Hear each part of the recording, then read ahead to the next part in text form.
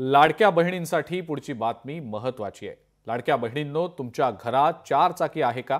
आणि या प्रश्नाचं उत्तर जर हो असेल तर या योजनेचा लाभ आता तुम्हाला कदाचित सोडावा लागणार आहे। पाहूयात याच संदर्भातला हा रिपोर्ट।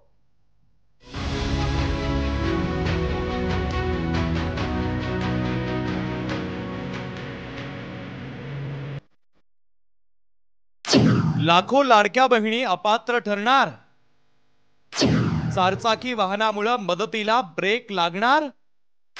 अपात्र लाडक्या बहिणी पैसे परत करणार। महाराष्ट्रात लाखो लाडक्या बहिणी अपात्र ठरण्याची चिन्ह निर्माण झाली आहे आणि त्याचं कारण ठरलंय चारचाकी वाहन। एकट्या पुण्यामध्ये 21,11,991 बहिणींनी या योजनेसाठी अर्ज केला होता। त्यातील फक्त पहिल्या दिवसाच्या पडताळणीमध्ये 75,100 महिलांकडे चारचाकी असल्याचं समोर आलंय।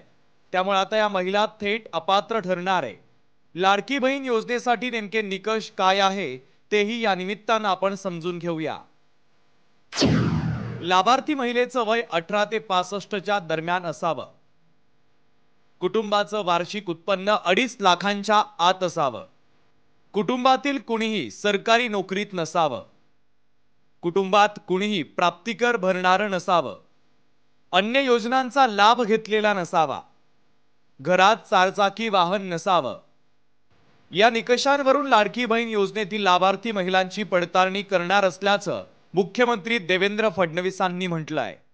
फार कमी होतील असं नाहीये, पण ज्या ठिकाणी जो आम्ही नियम केला होता, उदाहरणादाखल 2.5 लाखाच्या वर त्या ठिकाणी इन्कम नको, काही लोकांनी त्यातनं घेतलेले आहेत, 4 व्हीलर नको, 4 व्हीलर असलेल्यांनी घेतल्या, असे जे काही आहेत ते आम्ही कमी करणार आहोत। त्यामुळे लाडकी बहिणी म्हणजे it is going to stay.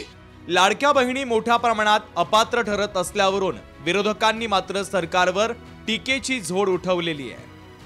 लाडली बहनों में से कैसे लाभार्थियों को कम किया जाए, इसकी रोज नई नई नई नई आइडियाज निकाली जा रही है। अब कहते हैं जिनके पास कार है उनको योजना में हम फायदा नहीं दिलाएंगे। पहले क्यों दिलाया? क्या पहले आपको पता नहीं था? सब पता था, लेकिन रिश्वत देकर आपको मतदान लेना था और सरकारी खजाने का पैसा उसके लिए इस्तेमाल करना था। महत्त्वाचं म्हणजे अपात्र ठरण्याच्या आणि कारवाईच्या भीतीनं अनेक लाडक्या बहिणींनी मिळालेले पैसे परत करण्याचा सपाटा लावलाय। तर एकीकडे सरकार लाडकी बहीण योजना बंद करणार नाही, सरकार छातीठोकपणे सांगतंय। मात्र दुसरीकडे अनेक निकषांमुळे लाखो लाडक्या बहिणी मात्र अपात्र ठरणार असल्याचं आता समोर येत आहे। अमोल धर्माधिकारी, लोकशाही मराठी, पुणे। लोकशाही मराठी ऐका, पहा, जागरूक रहा।